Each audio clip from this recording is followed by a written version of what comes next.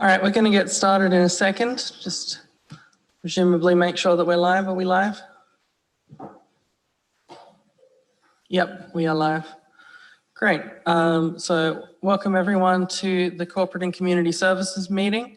First, I'd like to acknowledge that this land we meet on today is the traditional lands for the Kaurna people and that we respect their spiritual relationship with their country. We also acknowledge the Kaurna people as the custodians of the Greater Adelaide region and that their cultural and heritage beliefs are still as important to the living Kaurna people today. Next up, roll call.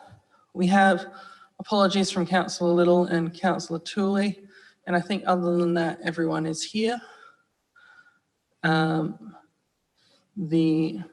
see, do we have any motions to grant leave of absence? No. Do we have any leave of absences? No. Any non-attendance? No. And while we're here, I think you wanted to add something?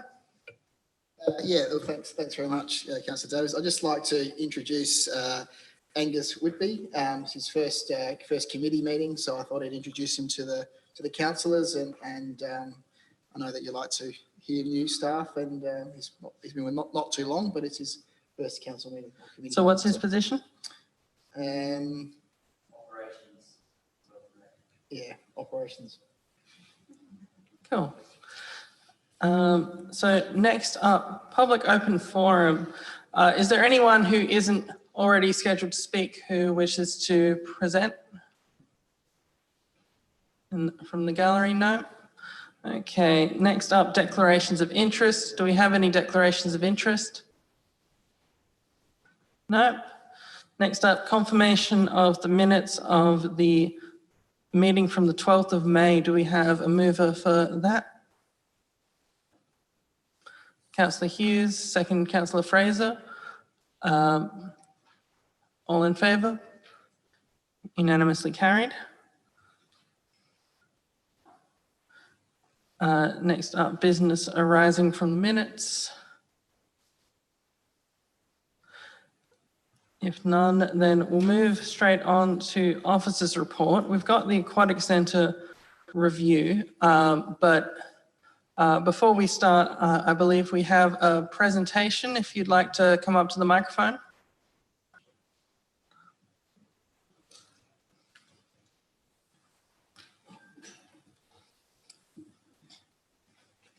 Thanks everyone. Thanks for inviting us along tonight. My name's Kieran Sankey. This is my older brother Liam Sankey, and in the gallery is my mum Margaret Sankey, formerly Cleland, who are very much Gawler families. Look, we were invited tonight in part of the review. I had a discussion with the Mayor, Karen Redmond, and also Natasha over the recent months. My father passed away earlier in the year on the 26th of April this year, age 67. I made contact with the council, and Natasha obviously followed up and making contact back with us about the possibility of having some recognition for my dad at the Gawler swimming pool. He was a member of the Gawler Amateur Swimming Club for a very long time, and also a long-term participant and user of the Gawler swimming pool as well. Now, I guess from our perspective, we felt, you know, that his involvement was warranted, that there was a possibility that something could happen.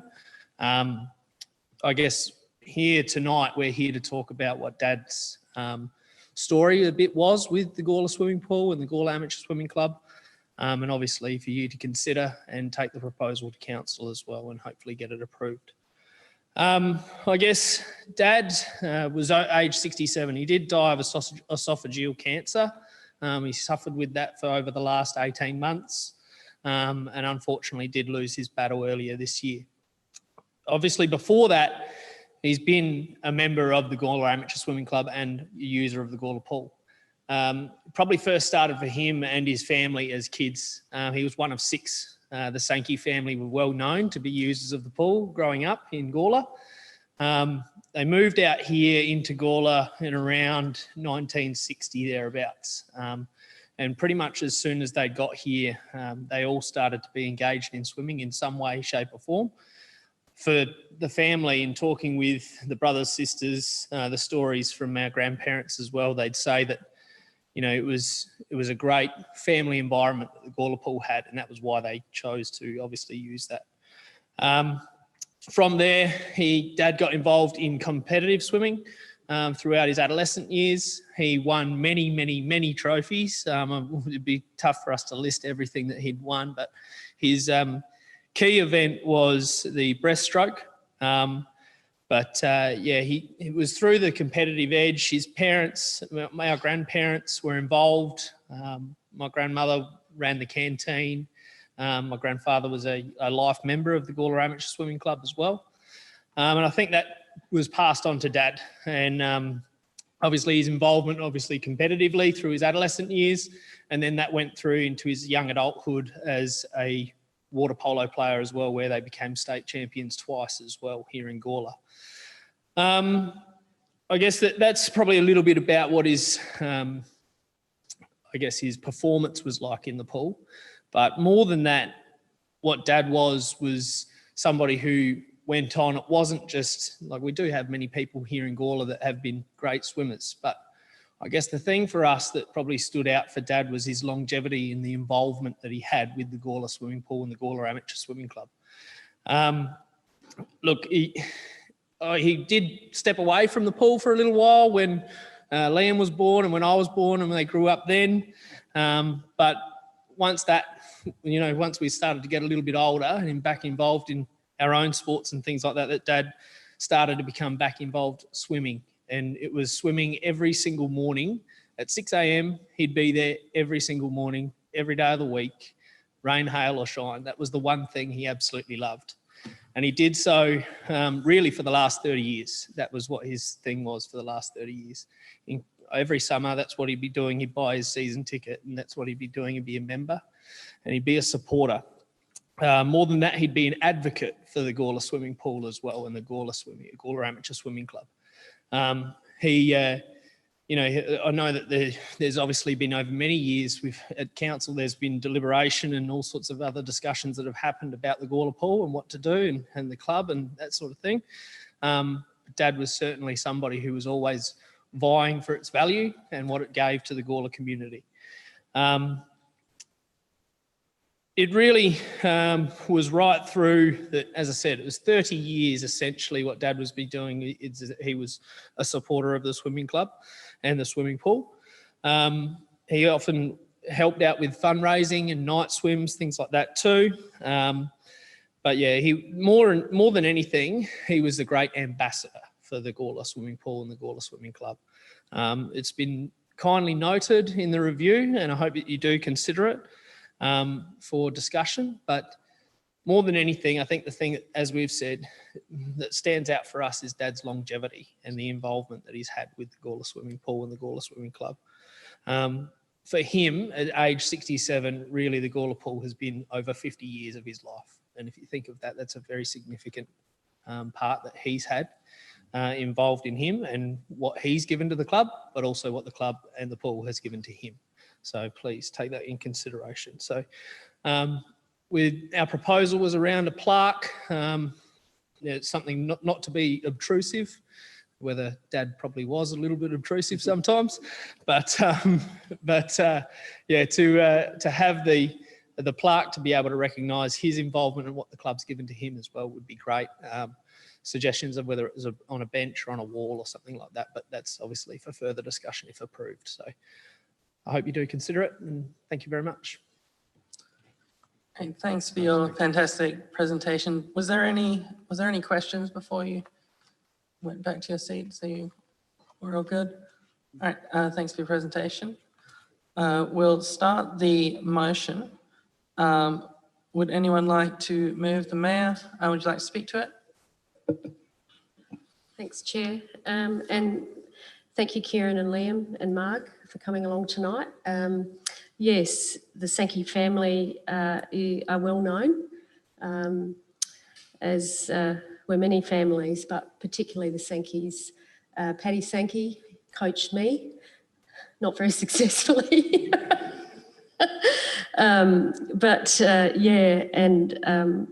Yeah, I swam with the Sankies for many years, so not that that's a conflict, but yeah, thank you for, and I think Derek, having swum with Derek at morning swim sessions sporadically, not like him who was there every day.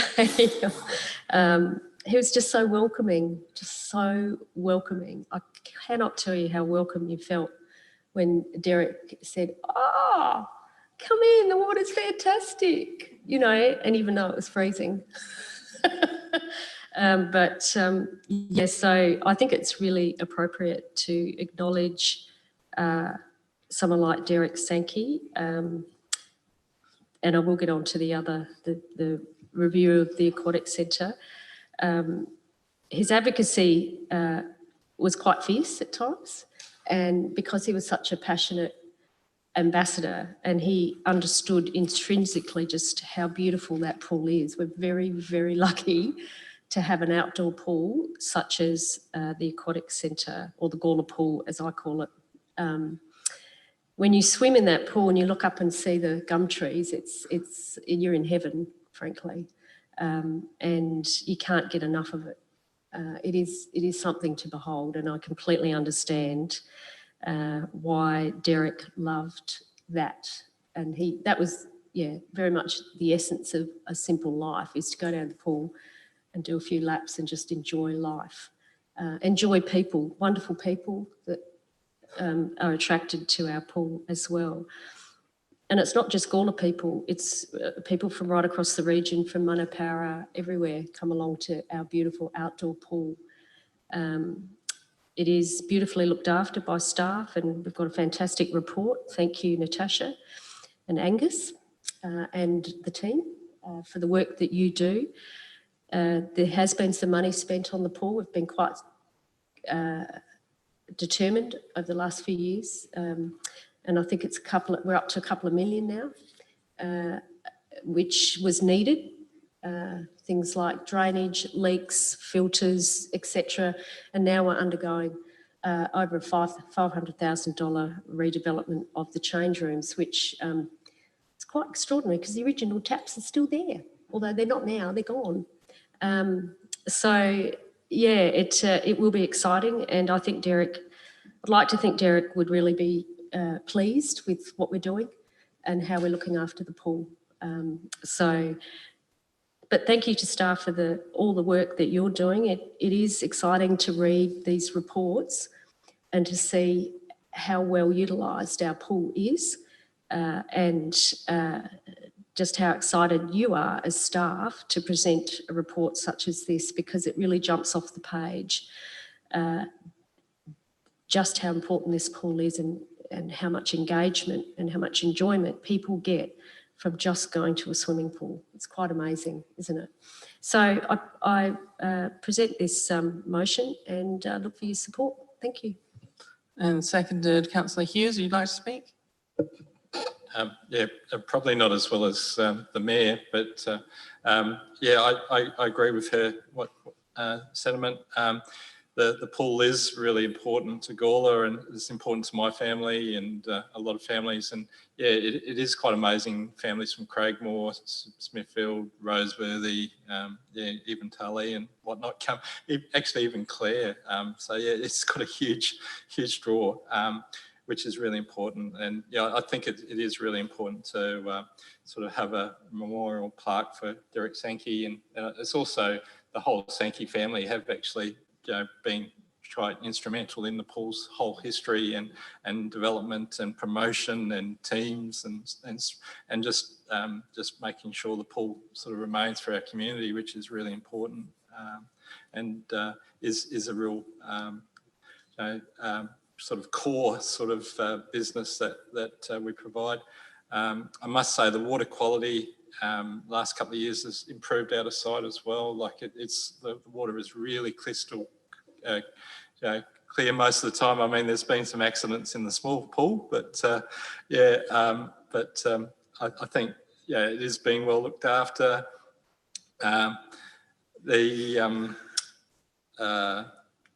report, as the Mayor touched on, is really good. I was after the information about the previous years of the Learn to Swim, which the staff have sort of told us that there's no more room at the pool. The Learn to Swim program is fully booked and everything else, which is really good. It took a couple of years to get to that stage, but it's great. And it's also good in this report that it actually has those figures in here.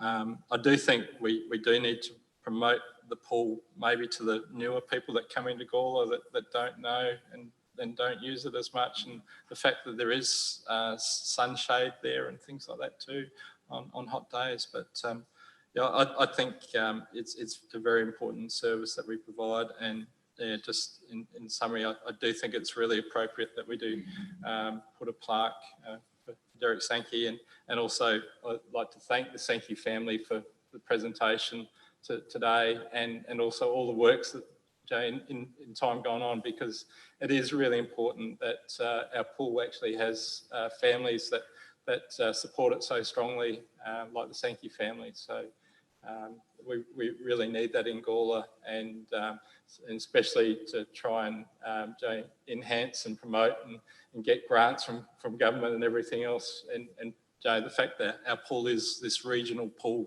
that Gawler ratepayers pay for, but everyone from surrounding areas uses as well, is something I think we need to promote too. But, yeah, happy to second the motion. All right, do we have any other speakers? Councillor Kosh? Through the chair, I've got some questions. Can I ask some Sure. questions? The first one's just on the waterproofing works. It was stage 2 in 2016-17. That was a big issue, the fact that it was leaking. Can I just ask how that's going, whether that solved the problem of leaking? Is that Aaron? Or Page 10 of 75, it's got it, yeah. It seems to have. They did a dye test on the pool at the end of this season. They found one small leak in an expansion joint, but the others are pretty good. Yeah. So, just follow up. So does that mean that there's more life left in the pool? Because a couple of years ago, we were told that the pool was at the end of its life and we'd essentially have to pull it out or do something. But has that extended the life now? I couldn't speak on behalf of the life of the pool. I'm not an engineer, but it's certainly helping it. Yep, okay. The next one is the heater. How's the heater going? A lot of work's been lots been spent on the heater. What's the life left of the heater? Of the main pool? Yeah. I don't know the exact life on that pool, but it is well maintained. Okay. Because one of the things we talked about, the climate emergency action plan group, was using the potential of using heat exchangers to heat the pool instead of gas, because the pool actually consumes a lot of gas and therefore there's carbon emissions. So I'm just wondering about the life of that heater and the possibility of using heat exchangers instead. Any comments?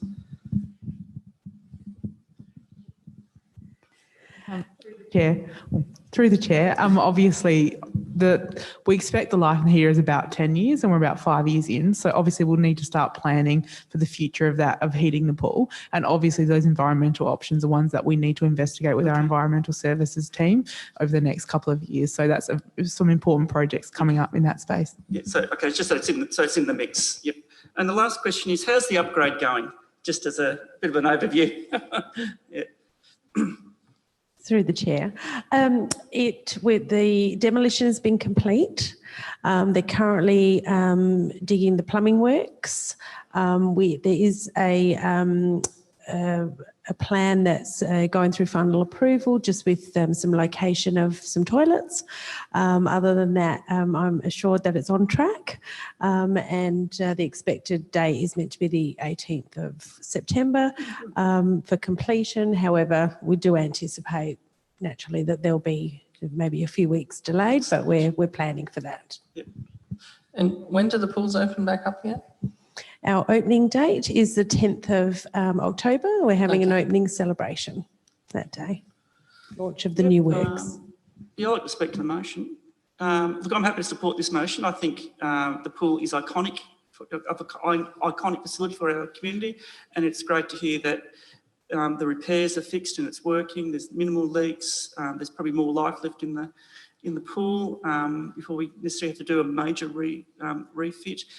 It's good that we're thinking of the energy consumption down the track, that we'd be looking at different alternative ways to heat the water, and also that the upgrade's on track, which is great to hear. So quite happy to support that and happy to support the Sankey family. I think I know some Sankeys, but not this family, but I do know, and they're all very community-minded people, so happy to support that. Thank you. Councillor Fraser. I'd just like to say that I really enjoyed this report. I'm not a pool user, and the last time I was on council, as Councillor Kosh said, the pool was in a pretty bad state. So I was blown away by how much money we've spent on it, but also the fact that it's probably, extended its life and it can still be used and enjoyed. So. If that's all the speakers, would you close the debate? Thank you, Chair. Thank you everyone for your comments. I think community mindedness, proper maintenance of a really important facility. We have spent quite a bit of money, but it's money that was needed because it hadn't been spent for many years. So I think you've got to play catch up sometimes. So Councillor Kosh, thank you for those questions and those clarification points. It is important that the pool is heated. So if we can heat it to an appropriate temperature using environmentally friendly power sources, I think that would be a fantastic outcome. However, young kids need a certain temperature, otherwise it's just too cold, particularly with the deep end, because it gets really cold in the deep end. Thank you, everyone. Once again, thank you to the Sankey family for coming along. I won't tell you what Derek once said to me about the quality, how good the quality of the Gawler pool water was compared to other pools. I'll tell you later outside of a public meeting. But it's a very good story. So yeah, I've put this motion for everyone's consideration. All right, I'm putting the motion. All those in favour? Unanimously carried. And now we move on to 7.2, Change Original Music Festival. We have a speaker for this one as well. I believe he's brought his own core flute as well. Just come up to the microphone.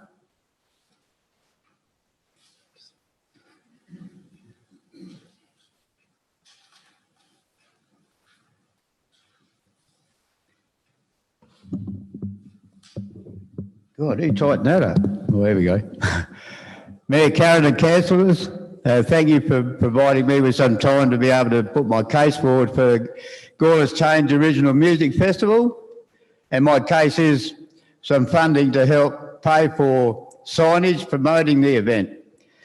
And why I need the signage to promote the event is to promote the local businesses that fund this event, make it possible. That's the street signs that go up. You can't see them from there, but it has all of the local businesses who put money into this fund, into this festival, and it is so well attended. 2014, I was on a committee to work out ideas and support ideas for the Gawler's 175th anniversary. This is the 7th year now. After the first year, 2,000 people rolled up. Don't ask me how many people went to the venues. We had 600 at the overway. God. Very, very popular. As I was thinking, I was really proud of that, and I had no idea that I'd still be doing this. As it turns out, I think to myself, I was born in Gawler in 1950, went in the Royal Australian Navy, and I've been back here since 1972, almost 50 years. And the last 25 years I've been involved with organising and planning and putting together cultural events, art events, music, poetry. And I was just sitting back there thinking, Gawler was an industrial and agricultural king of colonial Australia. We don't make locomotives anymore. We haven't got great granaries of making flour, but we are building a culture, an arts culture in this town. Well, I know that because of the people who attended my last MAP, Original Music, Art and Poetry show just the other week. from the other side of Adelaide. They travel up here. We've got a reputation there, and I'm really proud to be at the head of that, I might say, in some ways. I mean, there's lots of other people doing things in a town like that. Our guest poet is the state slam poetry champion who performed at the Sydney Opera House last year. And we had the fantastic musician who's in the top international Reverb Nation list. And we had I'll say ordinary, but just an ordinary citizen of Gawler put on a display of her photography. Well, she's still getting orders. Without these opportunities, no one gets exposed to it and sees their own potential. And I've been so pleased over the last 25 years to see how people have developed their own writing, their music, and things like that. This Change Original Music Festival just brings people from all cultures to our town. And now many like to stay here. They always ask me where we can stay. And so they can come for both days. I'm very lucky to be able to have Mayor Karen come along and open these festivals on opening day. And the last couple of years, well within the limit of the venue, we've had to stack chairs down the walkway from Julian Terrace for people to sit on. It's just an unbelievable festival and a cultural event. We've never had an incident. It's always an afternoon from 2 o'clock, and we finish up before the sun goes down. And it's very well attended. We can't do that without the support of local businesses who sponsor this with money donations. And so as a reward, I promote them on all of our signage, posters, banners. Actually, the banner at Mitre 10 you may have seen over the years. People have travelled up here to get their photos taken in front of it. They're unbelievable. On radio, newspapers, everywhere I can, we have printed programs, car stickers that people have been collecting since day one. Now, my problem this year has been, COVID knocked around a few businesses, and Gawler Arts and Sign have decided to opt out. For 5 years, which I applaud, they donated artwork and their banners, posters, printed programs for free. This year, I had to try and find some funding for that. I went to Music SA, and through their umbrella program, which was usually held during the winter months, hence the umbrella, that got cancelled and put forward. And would you believe their last day was the first day of their festival, so I jumped on that.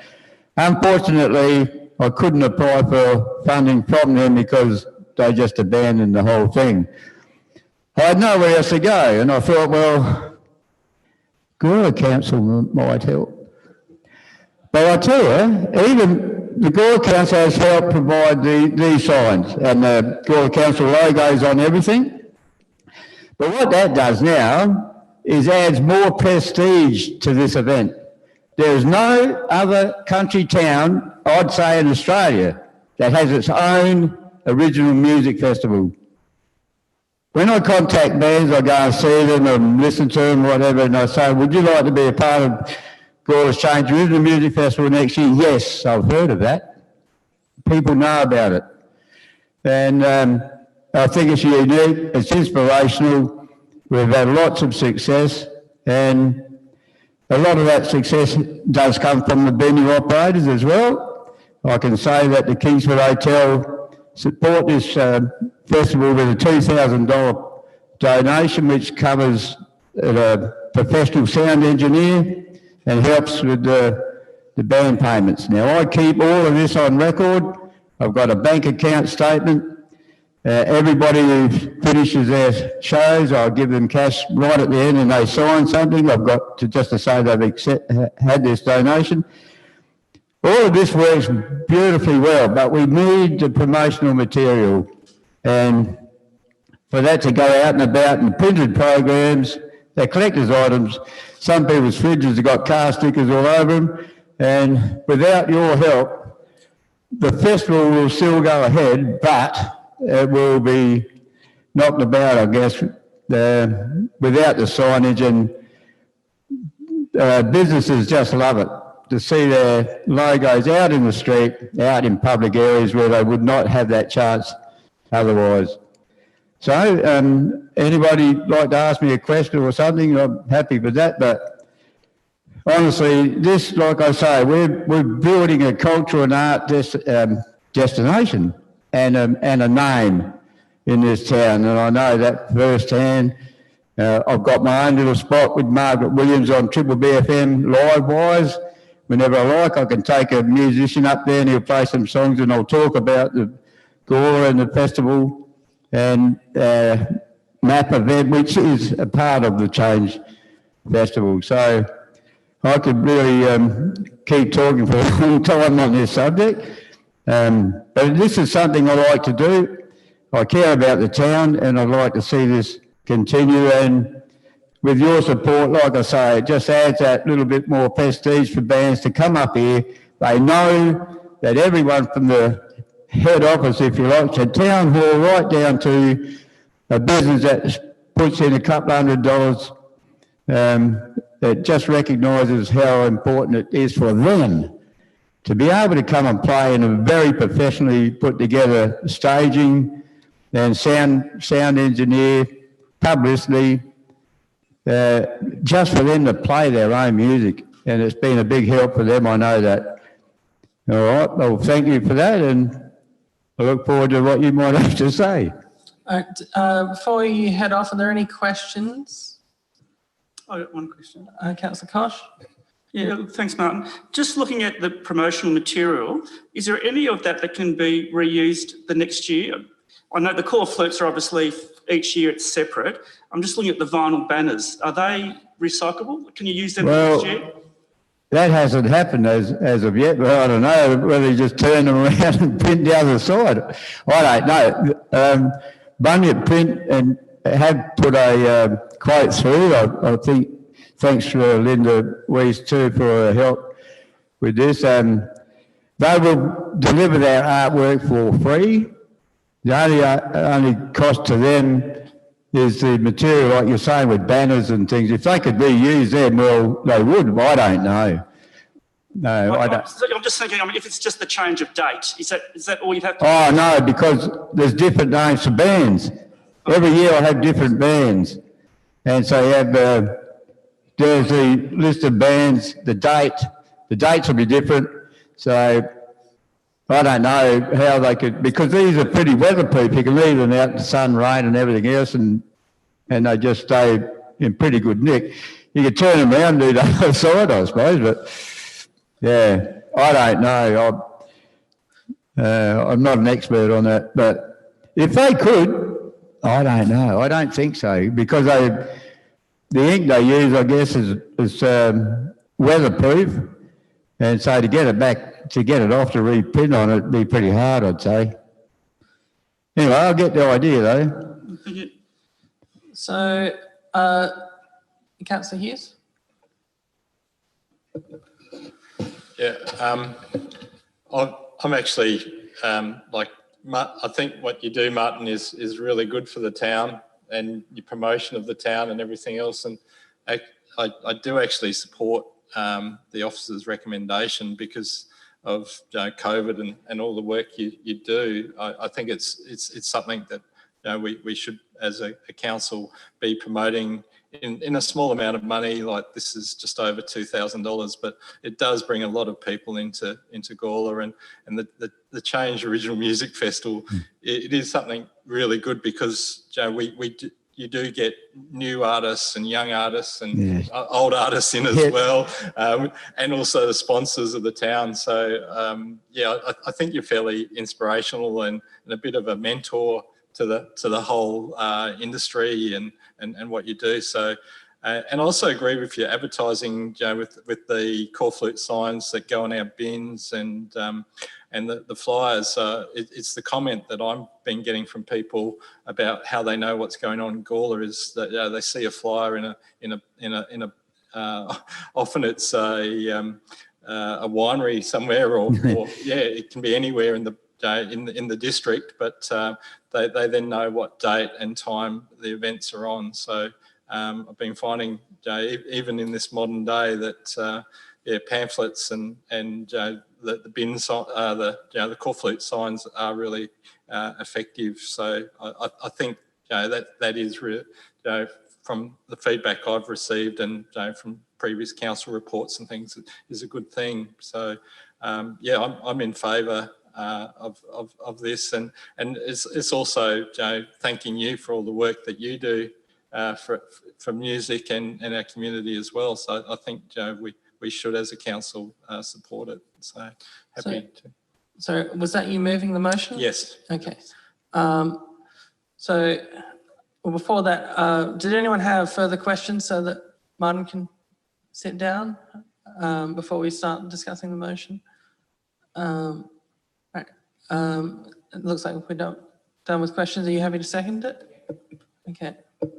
Yeah, happy to second it. It's such a small amount of money and it obviously means a fair bit for the festival. So yeah, quite happy to second that motion. All right, and the Mayor? Thank you. Thank you, Martin, for coming along once again and all the work that you do. It is a brilliant festival. You have fabulous bands, really good quality music, isn't it? That's Original right. music, not cover music, which, I know a lot of people love cover music, but there's nothing quite like people writing their own songs and then performing them. And you go all around South Australia to find these bands. You have a great time doing it, mind you. Yeah. You are a guru, you are an expert in the field, and you are a mentor. And so I'd, really like to say thank you for all the work that you do. It is appreciated, like the other councillors have said, and people in Gawler and the district, and even Music SA, at Lisa Bishop, she always sings your praises from Music SA. So yeah, keep going. Don't stop doing what you're doing. We love it, and I look forward to the opening this year. Yep. All right, thank you. And do we have any other speakers? If not, Councillor Hughes, are you happy for us to move the motion? All in favour? Unanimously carried. Next up, 7.3, the 2021 Gawler Fringe. So do we have a mover for this motion? A question? Is that all right, Chair? Yep. Yes. Has there been any discussion around just having the opening event on a Friday night and not all weekend? Linda? Through the chair, we have discussed several options. One of those being a shorter event on that first weekend of Fringe. However, that's up to you all to decide how you'd like us to progress with the event. Are these questions? Okay, Councillor Fraser, can you use the microphone? Can you use the microphone? Sorry, because people can't hear it on the live stream. If we have the whole weekend in Walker's Place, will that deter other people from going to the Civic Centre? Because the last time we used Walker's Place, albeit that was fantastic, we weren't using the Civic Centre, and now we're going to have more events.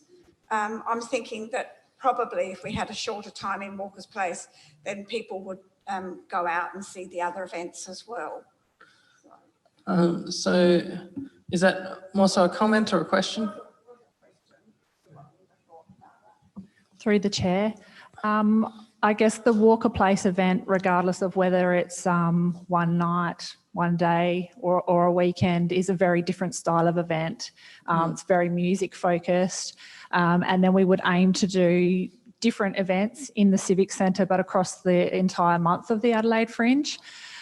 things like, a comedy show or a children's, magic show or a cabaret show. So And they these are would the be, ones that you book tickets for, is that right?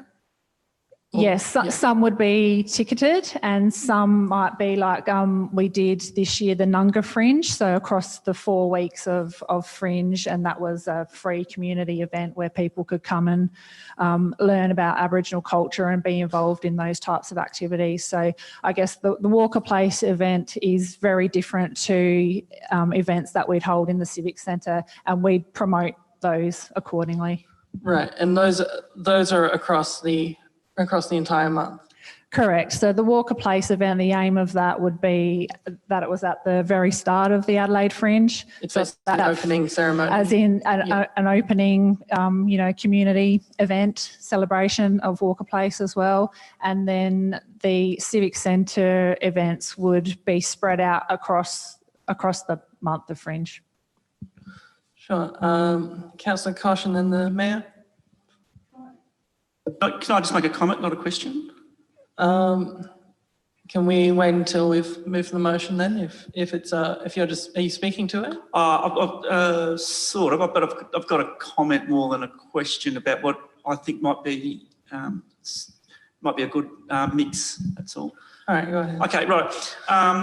But my view is that now that Walker Place has been configured differently, I don't know whether we can still get that number in as we used, because it's actually configured differently now with the seats, and before it was quite open. And I went to the event here in the Civic Centre this year, and it was fantastic, and people were rolling in all day. And the advantage of having it in here was that we didn't have the fencing and we didn't have security and the setup, so that saved a lot of money. So you could set up the event, run it, close it at night, start again the next day, and it worked. My other observation is in February, sometimes it's very hot and very few people go to Walker Place when it's 35 degrees, for example. So during the day, you get very few, if it's hot, you get very few people. If it's raining, you get very few people. But people really like the nighttime bit. They really love that.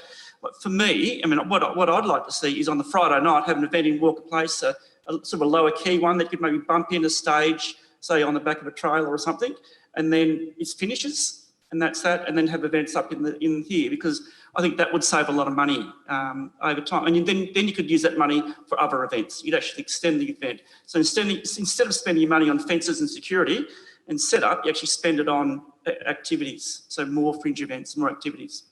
So that's just my view.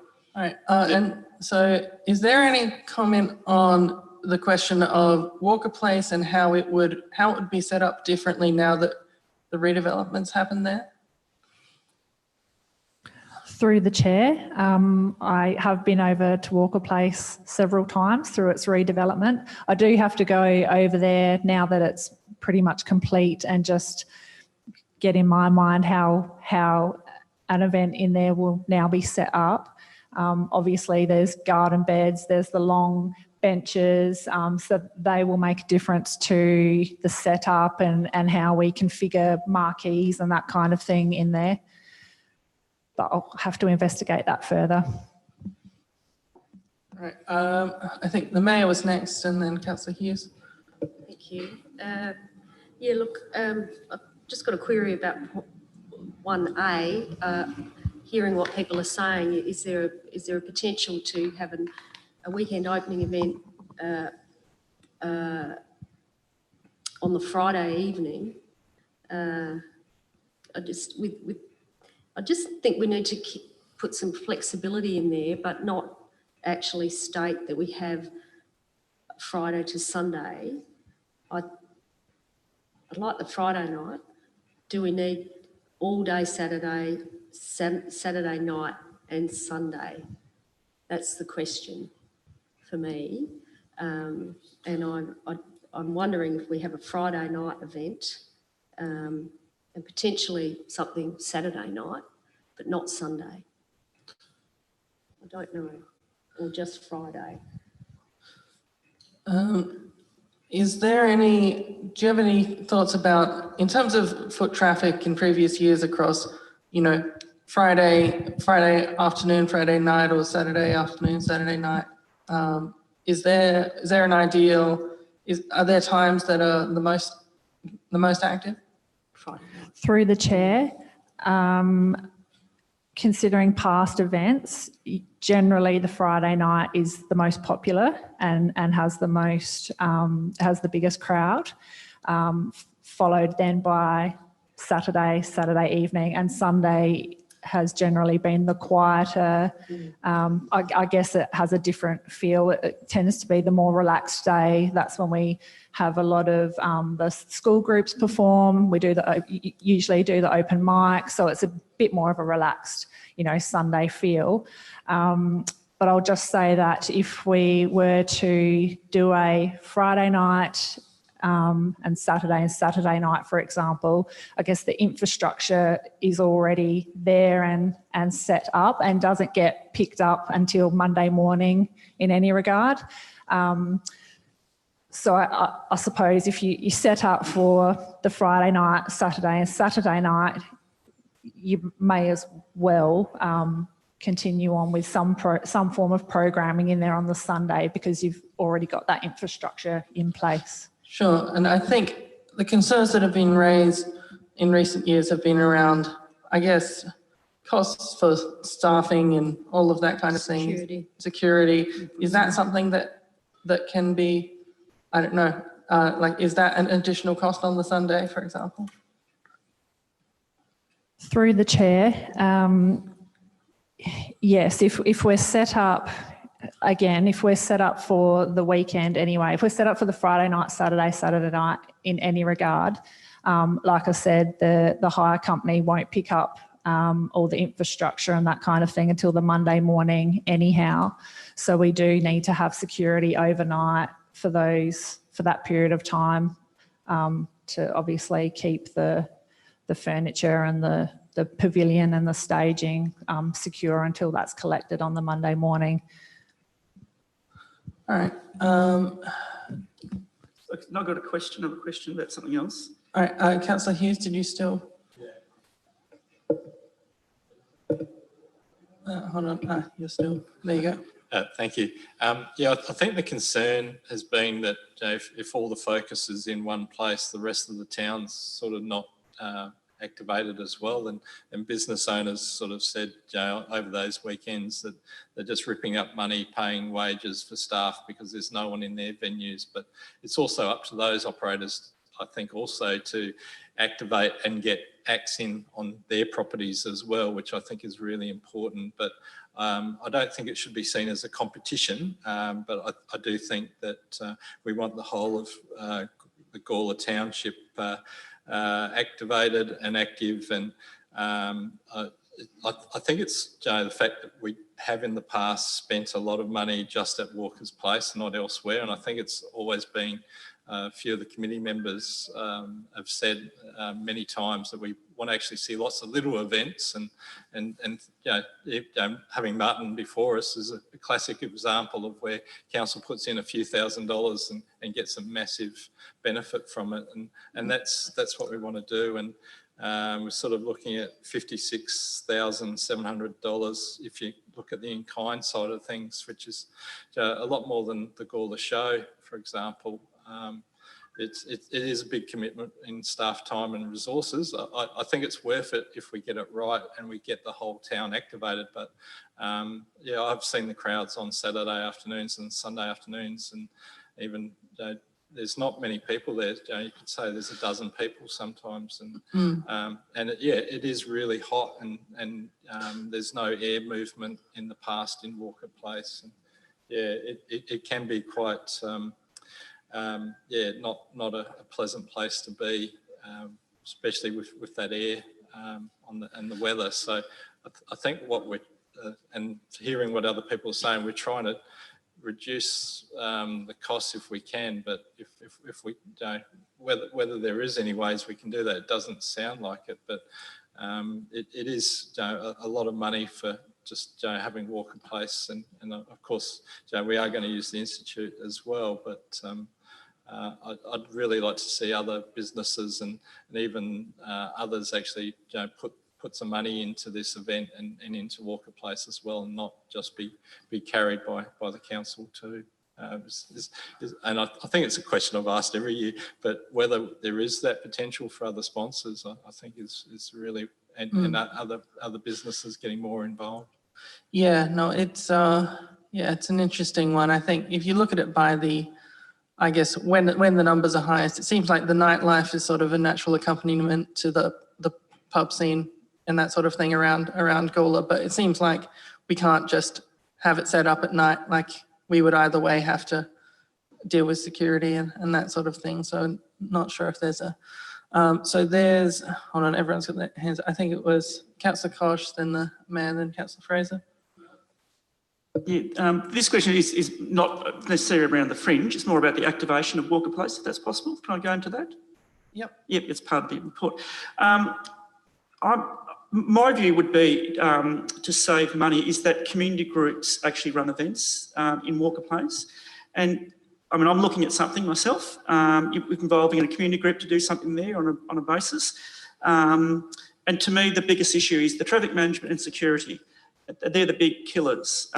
So is there options that we could actually somehow work out the traffic management so we don't have to crane in blocks of concrete to actually close the roads off, so we could actually have a community event?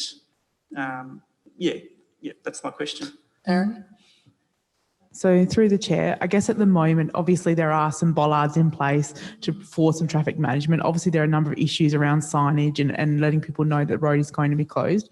But what we'll embark on doing now that we're almost finished is working with our engineers around the best way that we can do that for community and keep it low cost as well. So we're not quite at that point yet, but that's obviously the next phase is community groups are starting to wanting to use that space, which is great news and exactly what we want. We need to put in things in place to make it as easy for them as possible and as low cost as possible. So that'll be potentially in our next report outlining how we can do that. Just a follow-up, I think the fruit and veg market would be a template you could use, because I've looked at the traffic management there and I thought, well, I could replicate that traffic management that they've got there over here. So I would have thought that was the template you could use. Thank you. So, and just following up on that, so Walker Place in general, over the course of that month that we're having fringe events, are there further plans for use of Walker Place during that month at the moment? Through the chair, yes, definitely. We can look to do a whole range of smaller, acoustic performances, workshops, art exhibitions, Sure. whatever that may be. So there's definitely an opportunity to do a lot of those smaller activities across the month of Fringe. That's good, because I think the thing that I enjoy about the opening event is the way that the various local musical talents in Gawler get the chance to, show their stuff. So it would be good to set, Walker Place is now an ideal, I think, busking zone or that kind of thing, if we can set it up to allow for that kind of thing. And that's a much less, you don't need Gawler staff, you don't need security, you just need to, to let someone turn up, So that's something definitely worth looking into. Was it the Mayor next? The question, on that weekend, will the Civic Centre be open on the weekend?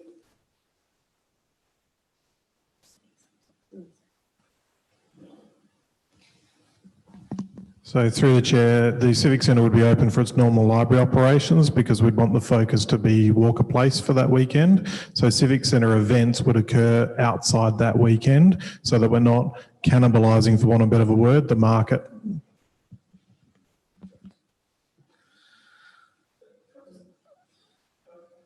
All right.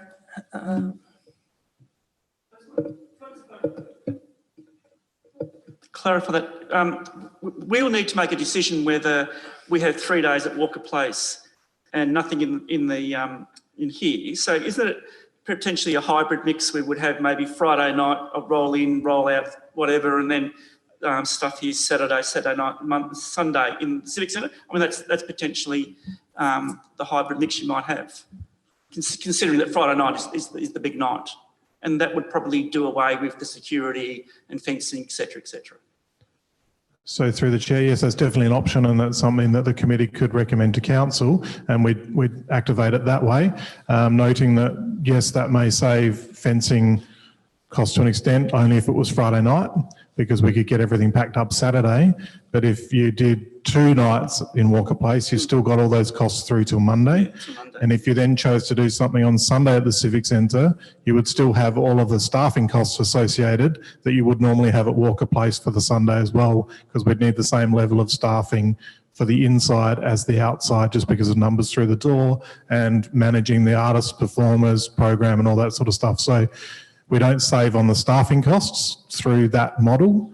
And depending on whether it is Friday and Saturday, you might actually be double hitting yourself in terms of infrastructure costs at Walker Place, if that makes sense. All right, I'll let Councillor Fraser speak, and then I think the Mayor wanted to comment. You can use the microphone, sorry. I was going to suggest that we did Friday and Saturday night, but if it's not going to save anything in the way of security, I'm suggesting that this next year, we try it for the 3 days, see how it goes in the new Walker's Place, and then work it out from there. And Mayor? Oops, I was going to test the waters with do the opening event on a Friday night. Happy to test the waters. Also happy to accept if it doesn't get up. All right, so you're moving this as a motion? So what I'm proposing to move is the officer's recommendation, but with a change to point A at Walker Place on Friday, the 19th of February. That's the only change, and get rid of to Sunday, 21st of February. And then B stays the same, because you could, events in the Gawler Civic Centre across the month could still encompass that weekend. Yeah. So that's my proposal. All right, and that's your speaking to it? I haven't spoken to it, no. Oh, would you like to speak to though. it? That'd be good. Yeah. Can I? Yeah. That'd be lovely. Thank you. Yes, yeah, look, I appreciate that we're having a bit of discussion around this, because this comes up every year. Do we do it for 3 days, or do we do it for Friday night? Last year we didn't have anything on a Friday night because of the Walker Place closing down, which is fair enough. And people really missed that Friday night. They didn't miss the weekend, they missed the Friday night. And that was the key complaint that I got. Where's our Friday night celebration? We did have lots of events in the Civic Centre. I thought they went very well. Given you have really variable weather, often really hot weather in February, it's a great option to have inside events. But I also accept if it doesn't get up. Won't get upset if it doesn't get, resolved that way. But I think it is worth considering this committee just to test the waters.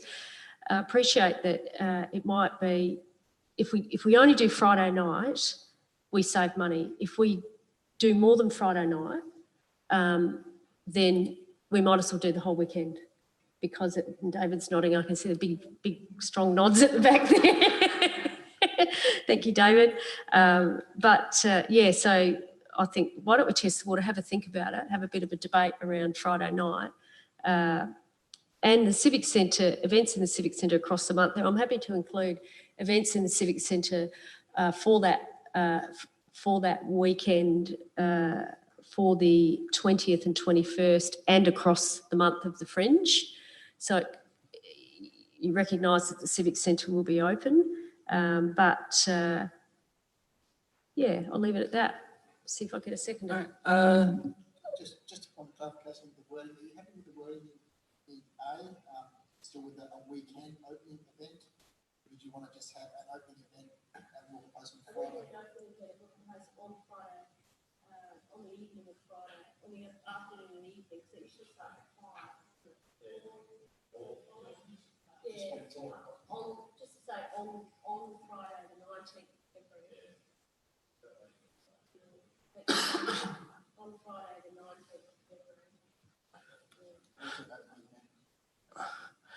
all right. Yeah, that's fine. On Friday. You can put opening event. And also, yeah, events in the Civic Centre and across the month and across.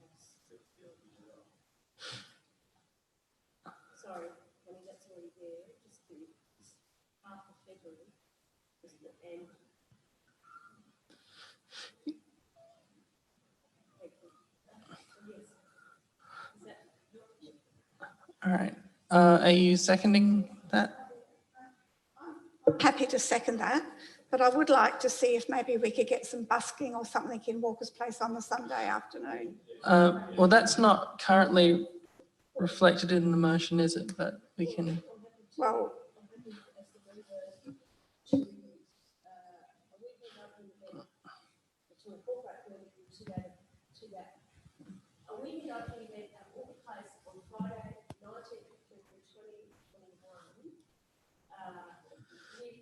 So,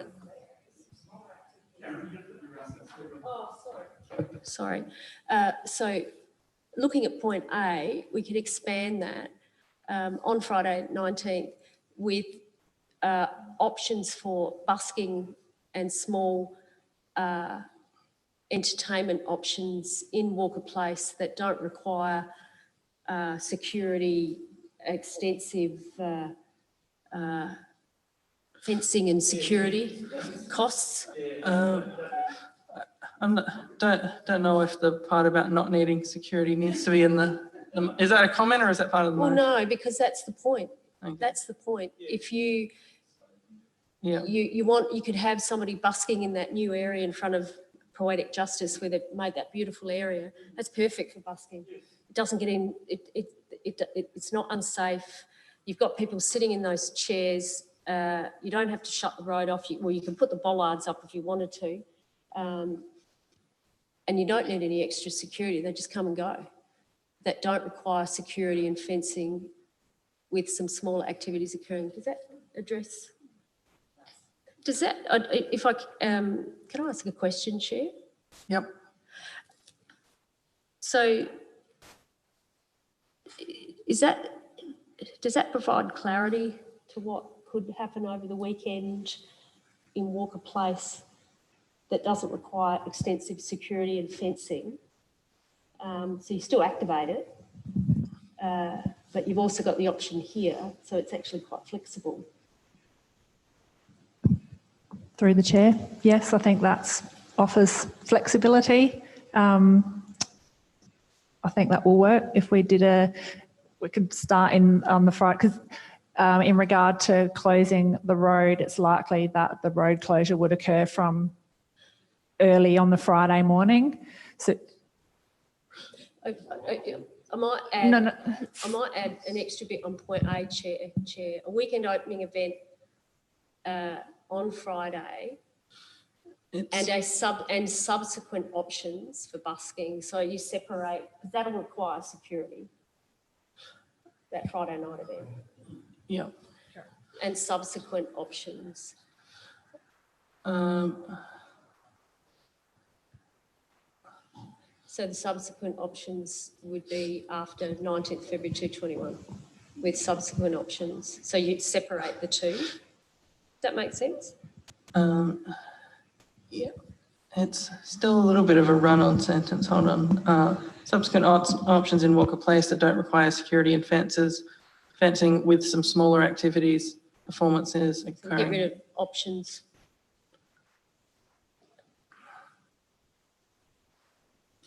Get rid of options with. There are a couple of options there. Yeah.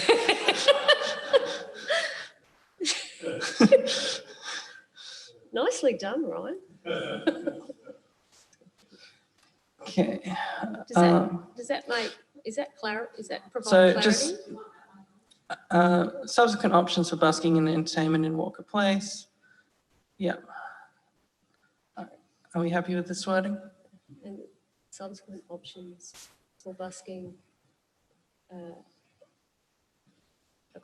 occurring across the month and including the weekend of, have I put that in there? And including the weekend of the 20th and 21st of February. So it says occurring across the month. Does that provide clarity that you can still do it on that weekend? Or yeah, Councillor Hughes. Just a question through the chair about whether this actually still allows the Civic Centre to be actually used as well in this motion. So that's point B, and that mentions, that's where the Saturday and Sunday get mentioned. Including events in the Civic Centre Saturday 20th and Sunday 21st and across none. Yeah. All right. So I'm happy to move that. Great. Hold on. So, and that don't require security and fencing, I think, comma, with some smaller activities, performances, and then it should make sense, I think. All right. So you moved that, and you've seconded that. Have you spoken to it? Okay. Councillor Kosh. Yeah, I'd like to support this. I think it'd be a good way forward. Walker Place is going to be fantastic, and I think that Friday night is going to be absolutely beautiful. The new LED lights that are up actually illuminate that whole space, and I've noticed they've put up the big poles for festoon lights, and so when they go in, that's actually going to be a magic spot. And for an event, a roll-in event, so on a Friday night would be absolutely spectacular. I think events here, you know, so I think an event that just rolls in and rolls out on Friday night would be great, because that does away with security, your fencing and a whole lot of other things. And then if we had an event here Saturday night and Sunday, potentially even on Saturday night, one of the local pubs might decide to do something, because one of the Main Street pubs had a very successful night in their venue. So they might go, oh, well, I want to do something on Saturday night. So you're not taking away from, you know, the local. They did that laneway event. Yeah, that was absolutely, I dropped in on that. We came back from the fringe in town. I dropped in and I couldn't believe the amount of people there. It was absolutely fantastic. So I think this would be good. And it actually creates the template for other events that we can run in that space. Because if we can work out how to roll in a stage and hook it up and everything else and do that, we could do that again and again and again. So we've got this really good template that we could run events that are quite economical and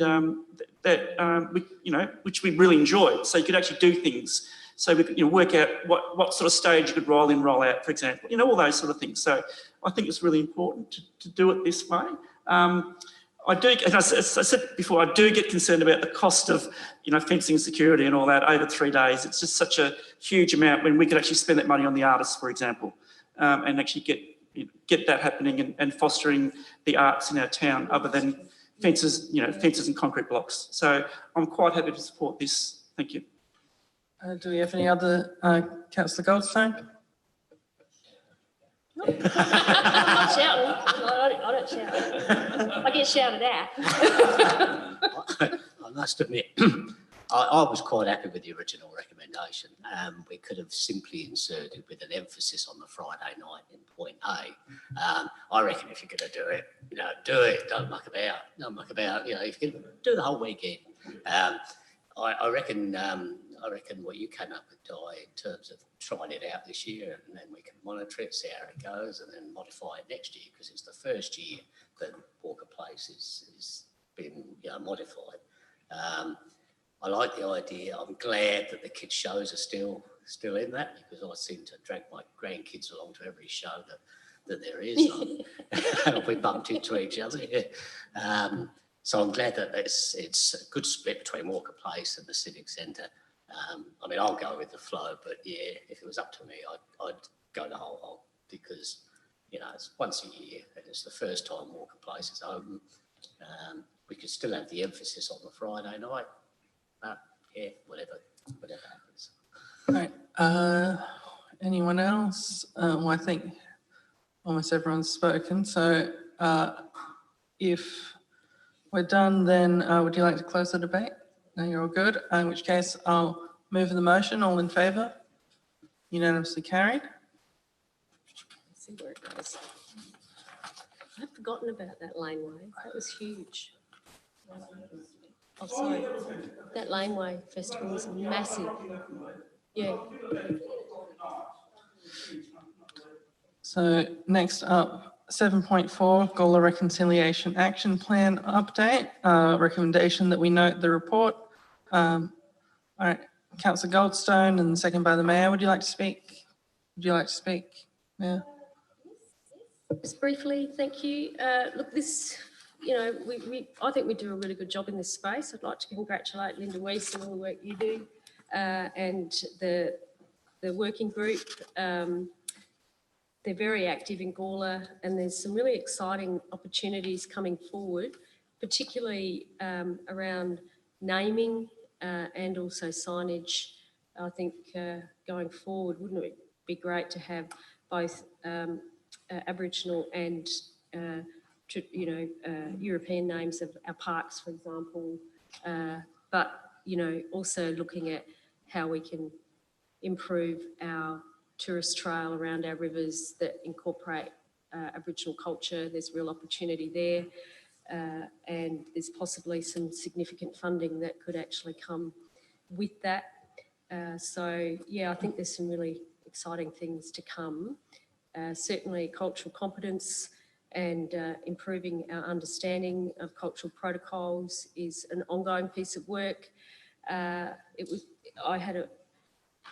was a real privilege for me during reconciliation work to talk with Beck Kimlin down at the junction of the rivers, and we had a really good yarn around just a whole range of matters, and I thought it was quite a worthwhile exercise given that we couldn't do the Family Fun Day. We were going to do that there at the River Junction this year, but with COVID, of course we couldn't. So yeah, that was really exciting to be a part of that. So I think we'll just keep going, and hopefully we see more exciting things to come. Thank you. Councillor Kosh. Yeah, look, I'll be supporting this. In particular, I was involved in, I took part in the two of the lunchtime learning sessions with Jack Buckskin, the Zooms. They were very, very interesting, and it shone a light on Gawler's, because he actually talked about Gawler and where it fitted into the Aboriginal nations, and he explained about dispossession, and it's actually quite a sad story. When you hear about it and you start to understand about dispossession, etc., etc. So it was quite moving to be involved with those sessions. So thank you to the team for putting that together. And I hope more people get involved in those sessions, because it's quite moving. So thanks very much. Yeah, Jack Buckskin does a great job, both with those and also all sorts of things. I think he's helped the staff and done various other things with us. So yeah, do we have any other speakers? If not, do you like to close the debate? No. Move motion, all in favour? Unanimously carried. Next up, 7.5, Community Connect Program, COVID-19 Response Initiative. Mayor's happy to move that. Do we have a seconder? Councillor Hughes, would you like to speak? Thank you. Yeah, look, this program I think has been quite powerful for the community. The statistics in here really reveal just why we put this program in place.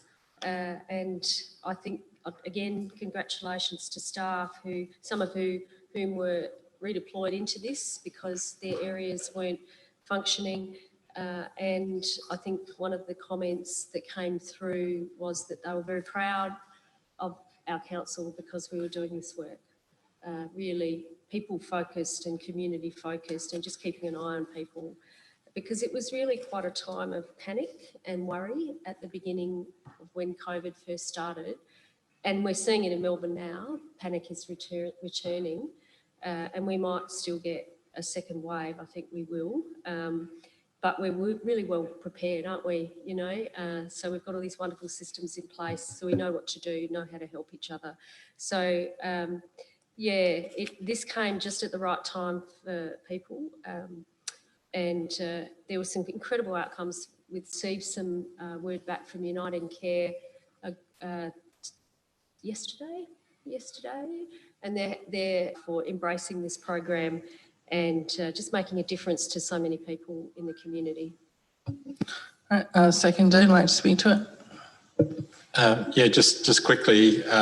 Yeah, I think as the Mayor sort of said, it was nearly like a whole of organisation and library community services, and in the report it mentions recreation, the team, everyone that was able to sort of assist, which is really good, and use existing budgets and things like that, which is really important. But it does show that there is amazing skill resource within council as well to sort of assist the community and do these things, which is really important. And, it's really good that we do have that staffing, and I think that's something we don't sell to the community too well. All the work that goes on behind the scenes in our community, which is really important. And the council staff have got quite a broad range of skills and can be quite active in this space. And if it's needed in the future, which it may well be, or any other disaster or anything else that happens in our town, we've got quite skilled people and people step up across the organisation, which is really good to see. So happy to second it. Councillor Fraser. Yes, I'd just like to congratulate all the staff right through the council depot as well, about the extra way they've all pulled together through this crisis. I'm actually very proud to be part of a council that has done this. I think it's amazing. Any other speakers? Happy to put the motion. All in favour? Unanimously carried. Next up, Library and Community Service COVID-19 response update. Do we have a mover for this one? Councillor Fraser, seconded Mayor. Would you like to speak to it? Only to reiterate what I said before about how proud I am about how everybody pulled together. Thanks. And Mayor? Again, libraries are not essential services in local government, they're discretionary. When state governments complain about the waste of local government, they talk about discretionary services, but what they forget is that library is a discretionary service. And then when it is explained to them that a library is a discretionary service, they tend to shut up because they realise just how important libraries are. And we did, I chair the Greater Adelaide Region of Councils, and we've been recently doing some webinars, and one of them was on libraries and the important role libraries play in crisis. We saw it in when we had the fire at Hillier, and the role that we had people coming here, the staff stayed back. I think David, you were here. Erin, you were slaving away at the rec centre. These wonderful people here that are here tonight, but all of the staff, like you said, the depot staff and everybody. And I think the depot staff at the Hillier fire were out all day doing basically police work, managing traffic, boiling hot day. We sort of note a report, but underneath that report sit some wonderful people. And, there had to be all this stuff go through of making sure when the library reopened that it was safe, that people felt comfortable to come in, that they weren't going to catch. We've still got our hand sanitizer, they're huge, mind you, hand sanitizer dispensers. That type of reliability that only government can provide is so important to the community because they trust us. They actually trust us a lot in crises. And they come to the library, they know they're going to be looked after, they know things are going to be cleaned properly, they know there's going to be rules that they have to obey, but they're more than happy to comply because that creates the safety. So congratulations to everyone. And let's hope if there is a second wave, we're going to nail it again.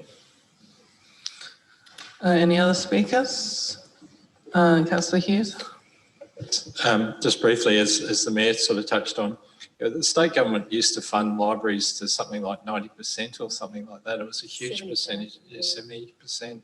And over the years, that's now dropped to a few $1,000s for a few books or something. It's just been incredible reduction, but as the Mayor said, the libraries are really important places, and it is a backbone of our community. So yeah, it is good, and the work that they do, and just getting books out to people and everything else is an important linkage to people in our community. So it's good work. Yeah, definitely. I think libraries are, you know, a sort of the great equalizer in a sense of access to books, and nowadays access to computers and Wi-Fi and all other sorts of modern necessities. Councillor Kosh? Yeah, like I'll support this. I just want to comment that a few years ago we had a report and it talked about the multiplier effect, and it said for every dollar we spent, we get $1.10 back. That is circulated more. Is it $2? Is it $5? So it was some, yeah. Oh, it was an incredible multiplier effect. So, and they were talking how libraries actually drive economic activity in your town, because people use the libraries, come to town, they do this, that, and the other. So it's an essential thing that people do. So by having a good, solid, sound library in the middle of your town drives a whole lot of activity in your town. So well done, fantastic. Any other speakers? If not, let's see, Councillor Fraser, are you happy for us to move the motion? All in favour? Unanimously carried.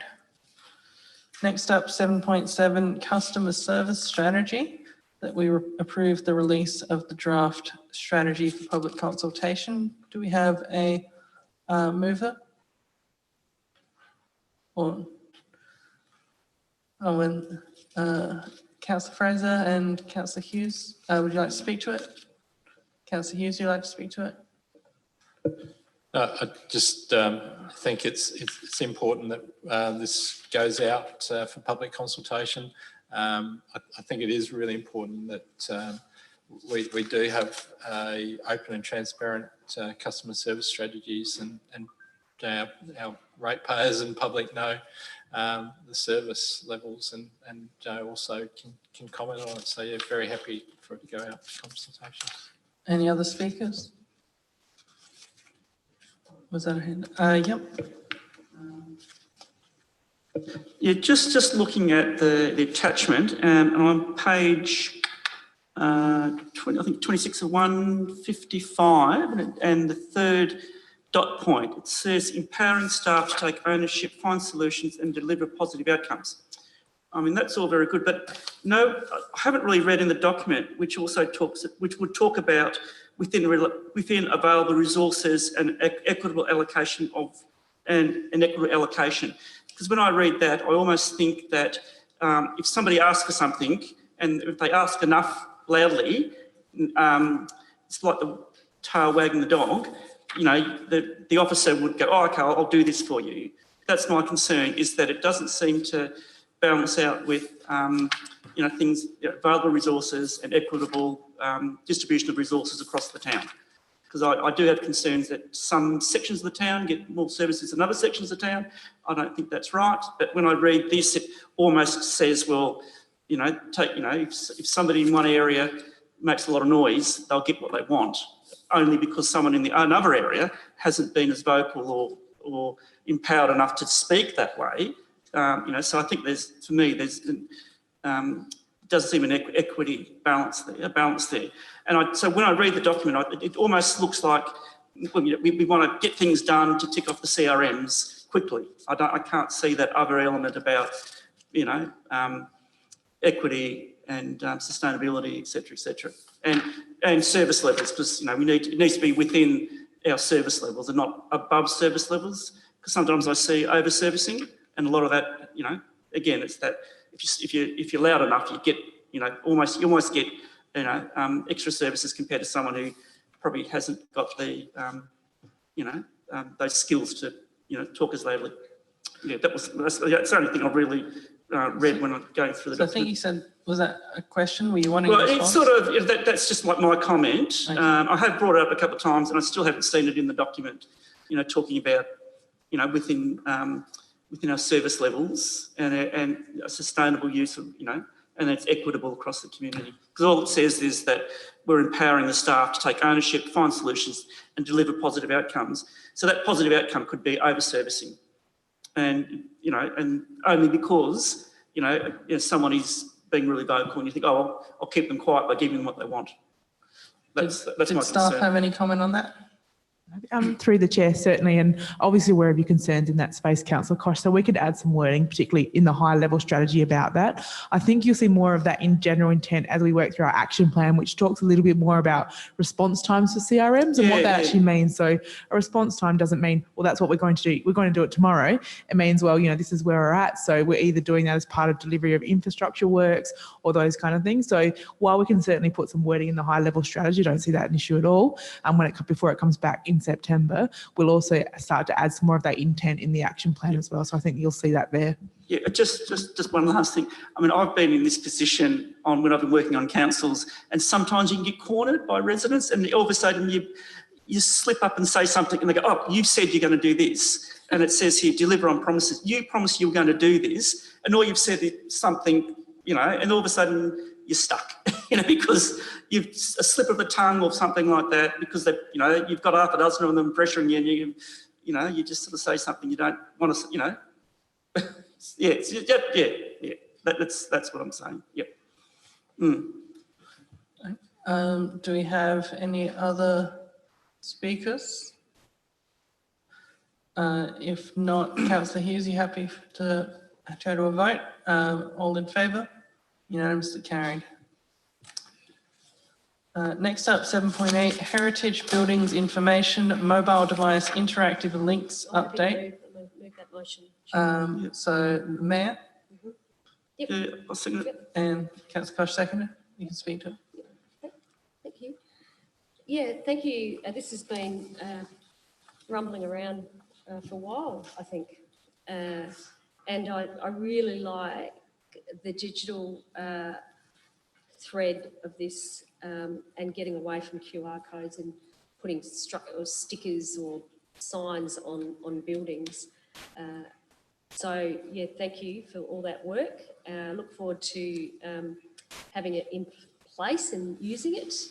And if it links to our eHive platform, that's even better. So, thank you. And Councillor Koch? Yeah, look, I think it's a good way to go. It's using our existing programs, GPS related. I quite like the little link there from Port Adelaide. You can bring up stuff and obviously you read it and whatever. Fantastic. So if it links in with our eHive, that'd be great. And it's mobile and it can be tailored to your different groups, and it could be, flexible, etc., etc., etc. It's a great thing, and also you don't need QR codes on private buildings, for example. It's the way to go, and I think it would be a good outcome if this is what we adopt. Thank you. Councillor Fraser? I think this is brilliant, and it'd be really good for tourism. People in town can just wander around at their own leisure and do things, find out information instead of wondering, I wonder when that building was built. They'll actually be able to look it up and know. And I think it's great. Mayor, got a question? I may have missed it in the report, but the Gawler app link, will there be capacity for the Gawler app to take you through? So through the chair, yes, definitely. Because it's app-based, the apps will share the content and API links. So yes, definitely. And it will also improve those parks and reserves maps that are currently in the app using this platform. Council staff have already converted the Churchill Heritage walking tour that's run by the VRC into this platform as a test, and it's functioning really well. So we'll be starting to roll that across all of those tours as well. And any other speakers? If not, Mayor, are you happy for us to move the motion? All in favour? Carried unanimously. Next up, policy review. Mayor, happy to move. Councillor Goldstone, happy to second. Would like to speak to it? No? You'd like to speak to it? No? Any other discussion? All in favour? Unanimously carried. Next up, 7.10, Carbethan Reserve Master Plan. Do we have a mover on this one? Or an A motion surrounding this?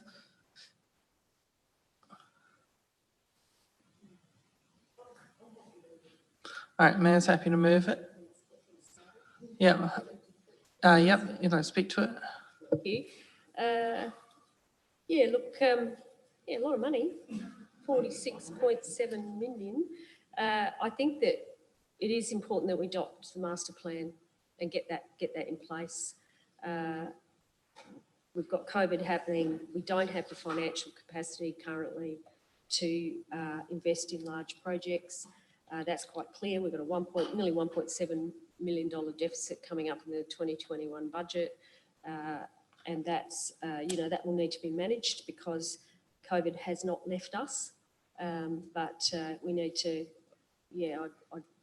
I wouldn't want to go any further in deficit. So we do need to put these things in place.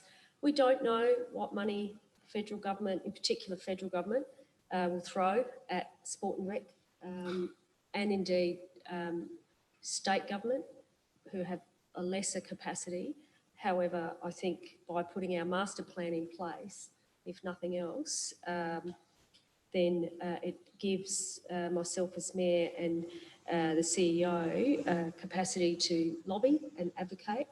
And that's actually quite important to actually have a tangible option, be it a staged approach or otherwise. So I think we're sort of going to put it in place and then see where we go.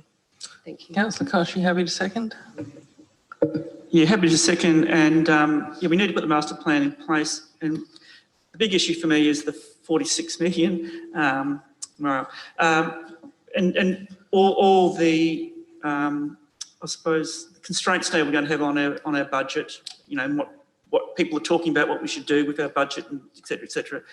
Personally, I don't think we should go in a deficit. We shouldn't be printing money.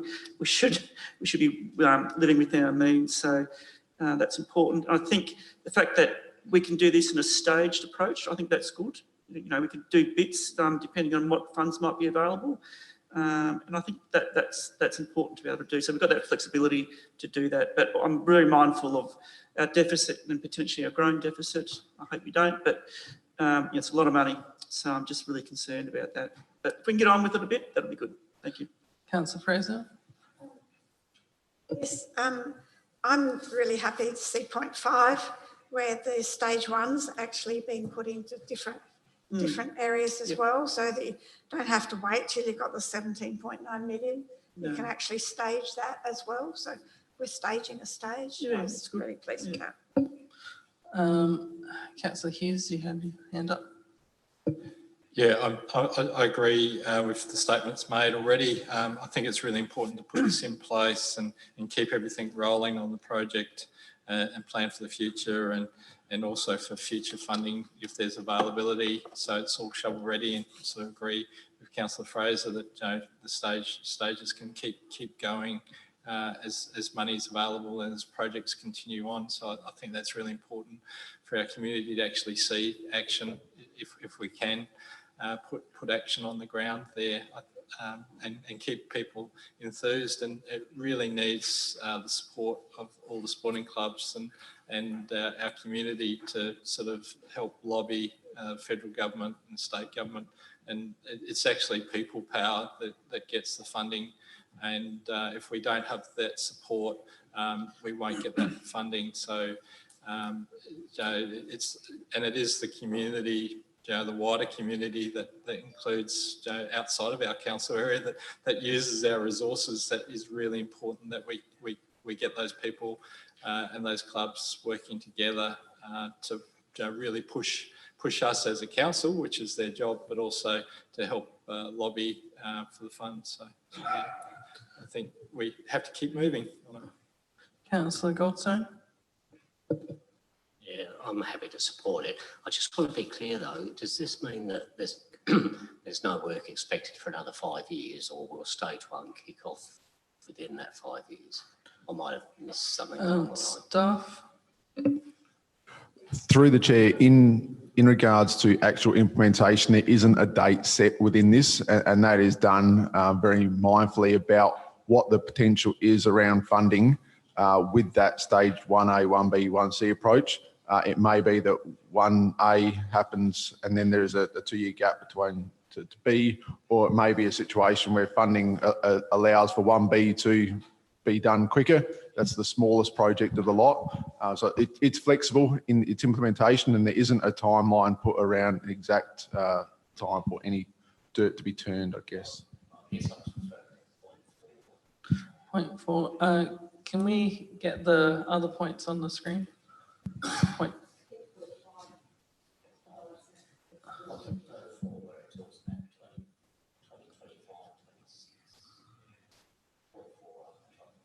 Oh, this is number 5.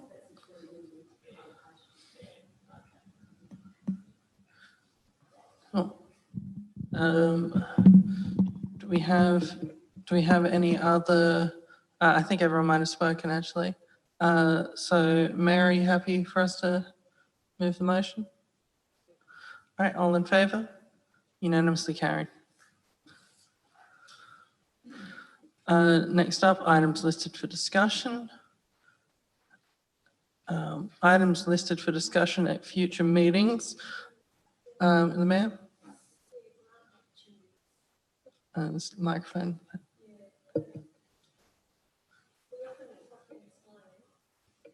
And explain. I recently was I've been doing this through the LGA.